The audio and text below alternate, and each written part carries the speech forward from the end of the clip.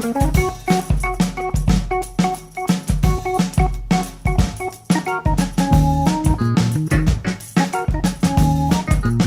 tal? ¿Cómo les va? Bienvenidos a Fórum Jurídico Fiscal. Todo nuestro equipo está reunido aquí en el estudio. Semana muy dura, momentos muy duros para nuestro país en virtud de la coyuntura económica. Hablábamos afuera de cámara con el contador Pena de un programa que tuvimos que hacer contrarreloj, viendo todas las novedades, tratando de explicar el impacto de todas las noticias económicas y cuál es el impacto en materia tributaria dentro de la economía. Y hemos estado charlando con especialistas para tratar de explicar todo lo que ha ocurrido en los últimos días. En la primera entrevista, en el primer micro, vamos a ir a ver al doctor Marcelo Rodríguez, un amigo de la casa. Él no podía faltar aquí en Fórum Jurídico Fiscal en este momento para ver el impacto tributario que tienen todas las medidas relacionadas con el aumento del mínimo no imponible, con la reducción de anticipos, con todo lo que va a ocurrir con autónomos y monotributistas. Realmente una columna muy completa. Así comienza este nuevo Fórum Jurídico Fiscal.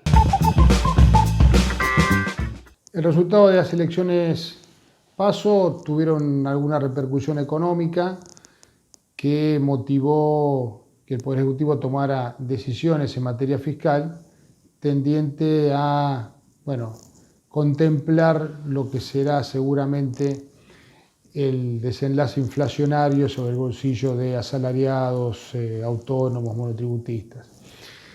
Esto, obligó al dictado del decreto 561, que a la postre la Administración Federal de Ingresos Públicos se reglamentó por las resoluciones 4546 y 4547, que contemplan centralmente algún tipo de beneficio para los empleados en relación de dependencias, cargos públicos y jubilaciones. Esto es el incremento en el 20% del mínimo no imponible y la deducción especial del artículo 23 de la ley, por un periodo reducido de tiempo, es decir, para las remuneraciones de entre los meses de agosto y noviembre, que se percibirán entre septiembre y diciembre. Esto, naturalmente, siendo el impuesto a las ganancias un impuesto de liquidación anual, va a generar, al momento de la liquidación, una diferencia a favor del asalariado que el empleador va a tener que devolver en 2 cuotas cuando le pague el sueldo en los meses de septiembre y octubre. Por otra parte, y también en el caso de asalariados, relación de dependencia, se suspende por 2 meses los pagos que se van a percibir en septiembre y en octubre, la retención del aporte de seguridad social, siempre y cuando el asalariado tuviera una remuneración bruta de hasta 60.000 pesos y con un tope de 2.000 pesos. En lo que respecta a los autónomos, se reduce en un 50% el monto de los anticipos del impuesto a las ganancias que vencen en octubre y en diciembre. Para los monotributistas se eximirá del pago de la cuota del componente impositivo del mes de septiembre. Esto, de alguna forma va a generar algún impacto coyuntural, repito que es perentorio porque son nada más de 4 meses, y pensando en lo que va a ser el impacto de la inflación, es probable que lo que reciba por el bolsillo izquierdo el asalariado lo vaya a tener que erogar en el incremento del consumo del día a día con el bolsillo derecho, con lo cual no será una solución demasiado de fondo, pero mejor tarde que nunca el Poder Ejecutivo toma esta decisión. Obviamente, sabido es que esto no se puede modificar por decreto, es un DNU que deberá ser ratificado por el Congreso Nacional, tal como lo plantea el decreto. Por otra parte, el decreto invita a las provincias, a la Ciudad Autónoma de Buenos Aires y a los municipios a tomar medidas en este sentido, con el ánimo de dar también algún beneficio en los tributos de las haciendas locales. Mirando el tema macroeconómicamente, lo que nos preocupa naturalmente es ver el impacto que va a tener esto en las alicaídas finanzas públicas, los recursos del Estado. Hay estimaciones que estiman que los recursos van a verse reducidos sensiblemente. Hay estimaciones que llegan hasta los 80.000 millones de pesos en algunos estudios económicos. Lo que preocupa en función a si, bueno, el incremento del tipo de cambio vía retenciones a las importaciones o eventualmente el incremento del impuesto de valor agregado, que esto devendrá por impuesto inflacionario, va a poder sopesarlo. Bueno, veremos cómo esto evoluciona, veremos qué será de nosotros en los próximos meses. De momento, bueno, hacer una reflexión sobre el hecho de que tal vez estas medidas debían haberse tomado con alguna anterioridad, en virtud de que sabido era que la presión fiscal sobre este sector de la economía realmente era muy pesada.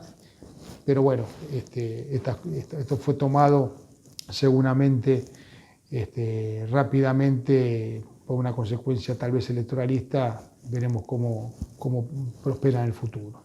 Muy bien, gracias doctor Marcelo Rodríguez, excelente columna, momento muy difícil en nuestro país y por eso queríamos reflejar estos temas. En la continuidad de Fórum Jurídico Fiscal vamos a ir al encuentro del doctor Carlos Kian, una columna muy interesante que estábamos anunciando y esperábamos hace mucho tiempo. Fuimos al estudio de la doctora Teresa Gómez y del doctor Carlos Kian para hablar del tratamiento en el IVA a las editoriales a partir de las modificaciones que rigen desde el 1 de enero de este año 2019. Un especialista realmente, un lujo tenerlo. Así continúa Fórum Jurídico Fiscal. Hoy vamos a analizar los cambios introducidos a los beneficios para las editoriales de libros y revistas. La Ley 27.467, publicada en el Boletín Oficial el 4 de diciembre del 2018 y con vigencia a partir del 1 de enero de 2019, mantuvo la exención para los editores de libros que rigen el impuesto a valor agregado al artículo 7, inciso A, pero extendió los beneficios que otorga la misma ley del IVA, o ya otorgaba la misma ley del IVA, a las ventas de revistas, diarios y publicaciones periódicas en la exención del impuesto a valor agregado, con una sola excepción. Cuando estas editoras sean las encargadas de producir la distribución, clasificación, reparto o devolución, estos medios prestados estarán alcanzados a la tasa del 10,50% o 10,5%. Por su parte, en el tercer artículo incorporado al artículo, después del artículo 24, se dispone que un beneficio que representa que las cargas patronales o contribuciones patronales de las correspondientes a las editoras de diarios, revistas, publicaciones periódicas y ediciones periodísticas digitales continuas en línea, puedan ser computadas como un pago o como crédito fiscal en la liquidación del impuesto al valor agregado del periodo en que se devenguen las remuneraciones y estén pagadas antes del vencimiento del impuesto al valor agregado. Si se pagaron fuera de ese dicho vencimiento, se podrán computar en la posición posterior que corresponda. Si las actividades son disímiles, se deberá hacer el prorrateo entre el personal que está alcanzado por las o afectado a las operaciones exentas con respecto a aquel que está afectado a las operaciones gravadas. Las repetidas contribuciones deberán imputarse primeramente contra el débito fiscal antes de cualquier otro crédito y no podrán generar saldo a favor del contribuyente. Y no serán, por supuesto, deducibles en el impuesto a las ganancias. Se introduce a su vez una modificación muy importante en el artículo 50 de la ley de gravamen, admitiéndose que los sujetos que realicen la impresión y o producción editorial de libros, revistas, folletos impresos similares o los diarios y revistas y publicaciones periódicas, así también como las ediciones periodísticas en línea, beneficiados con la exención del inciso A del artículo 7 podrán computar contra el impuesto a valor agregado, que en definitiva deudable por sus operaciones grabadas, el impuesto a valor agregado que le hubiese sido facturado por la compra, fabricación, elaboración o importación definitiva de bienes, excepto automotores, y por las obras y locaciones o prestaciones de servicios que hayan destinado efectivamente a las operaciones abarcadas por la referida exención o cualquier etapa de su consecución. Si lo dispuesto precedentemente no fuera factible, el contribuyente podrá imputarlo contra otros impuestos, o en su caso le será devuelto o se permitirá su transferencia a tercero, en los plazos y condiciones que a tal efecto disponga la AFIP, que lo hizo a través de resoluciones 4.485 y 4.515 recientemente sancionadas. Estas compensaciones no podrán afectar a las obligaciones derivadas de irresponsables sustitutos, retenciones o percepciones, recursos de la seguridad social o otros recursos con afectación específica.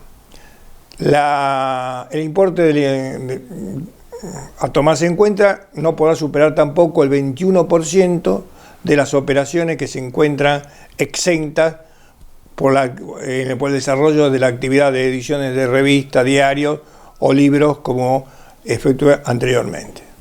Muchas gracias, doctor Carlos Quián. Clarísima explicación de este tema. Nosotros nos vamos a ir a una pausa. No se muevan de allí. En el próximo bloque tenemos a los amigos de Tributum News para rescatar algunos datos importantes y también nuestra esperada sección tuitera. A propósito de esto, revisen el Twitter de nuestro productor ejecutivo, el contador Ramón Eduardo Pena, implorando ya por una moratoria. No se entiende, a saber del contador, que la necesidad es esa. Basta de plan de pagos. Me parece que este momento del país necesita una moratoria y así está reflejado en ese tuit. Pausa y enseguida volvemos.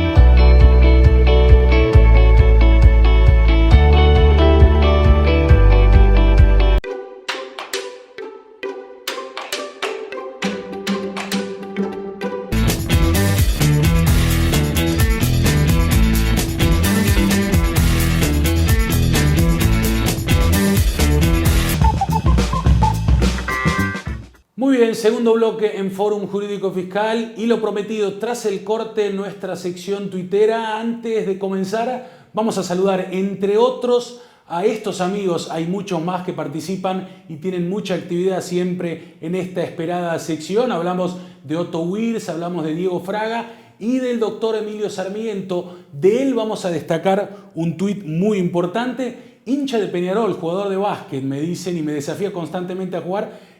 Fórum Fiscal está 20 puntos arriba del doctor Sarmiento, pero bueno, el desafío está latente. Primer tuit en el día de hoy, Emilio Sarmiento, @data tributaria, nobleza obliga.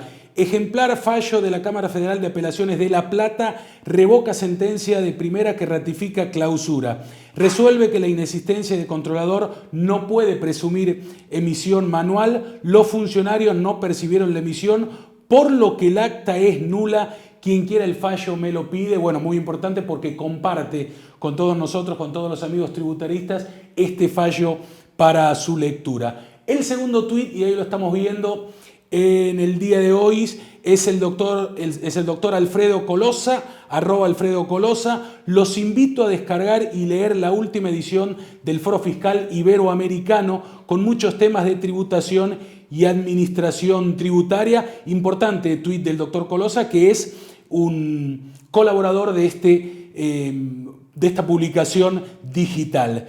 En la continuidad del tercer tuit en el día de hoy, Estudios Iancaglini, otro ha sido participante en nuestra sección tuitera, @Iancaglini, consulta de un colega y copiamos respuesta, dice. Acumulado 54,36% anual, no llegamos al 55%, o sea que para los cierres de julio no se aplicaría el ajuste. La incoherencia manifiesta. ¿Por qué? Porque en abril, mayo y junio sí se aplica, en julio no.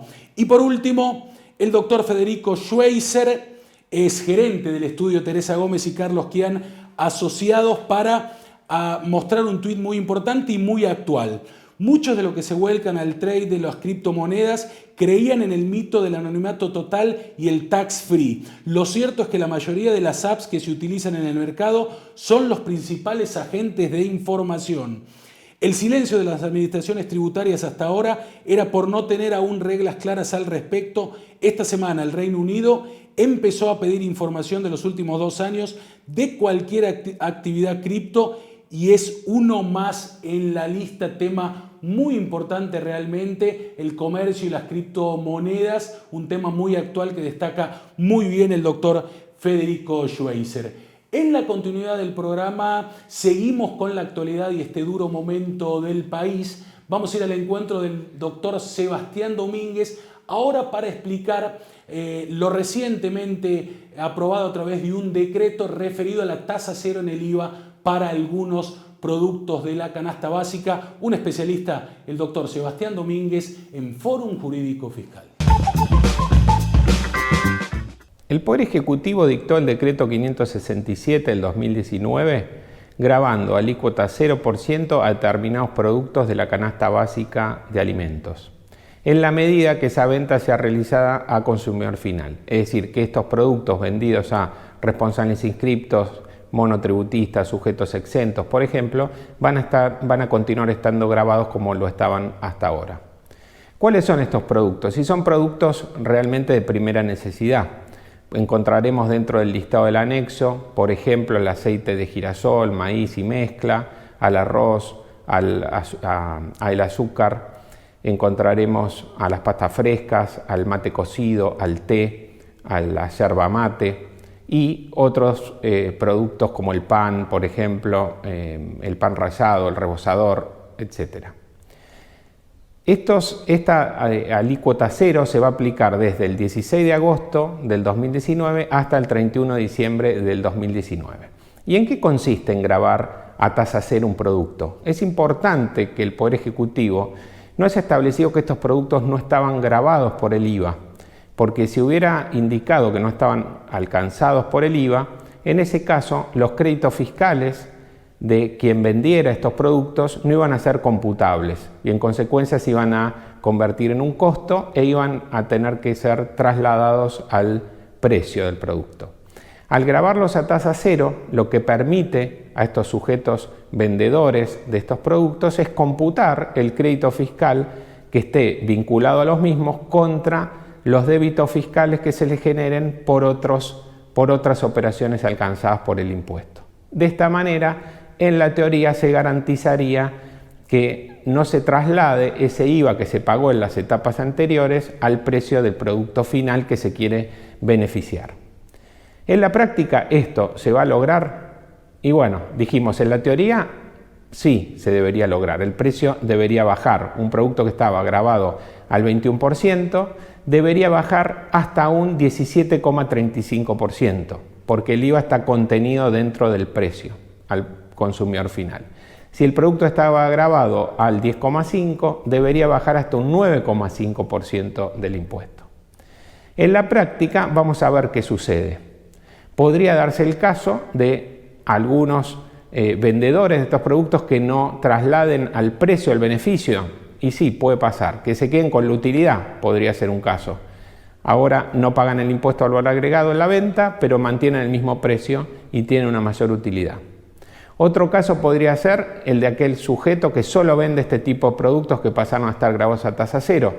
¿Qué pasa con los créditos fiscales que paga por estos productos que está vendiendo? No lo puede computar y no lo puede utilizar contra otros débitos fiscales de venta de otros productos, en cuyo caso va a tener que incluirlo en el precio al consumidor final.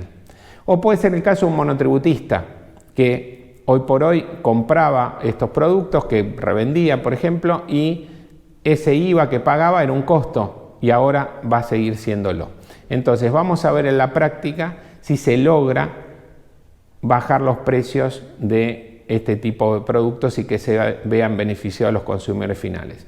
El gobierno ha dicho que iniciará acciones para controlar la aplicación de esta medida y veremos qué es lo que sucede. La experiencia del pasado no es buena. Durante el gobierno de Duhalde se bajó el IVA en un 2% entre mediados de noviembre del 2002 a mediados de enero del 2003. ¿Por qué volvió?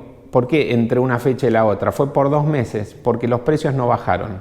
El IVA se bajó del 21% al 19% y como los precios no bajaron, se volvió a la alícuota general del 21%.